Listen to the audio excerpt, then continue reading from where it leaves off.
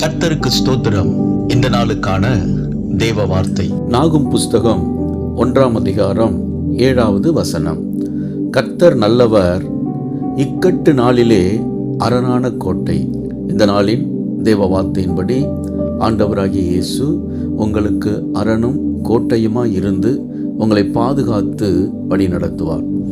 ஆண்டவர் மோசே மூலமாய் இஸ்ரவேல் ஜனங்களை எகிப்தின் அடிமைத்தனத்திலிருந்து விடுதலை பண்ணி அழைத்து கொண்டு வந்தார்.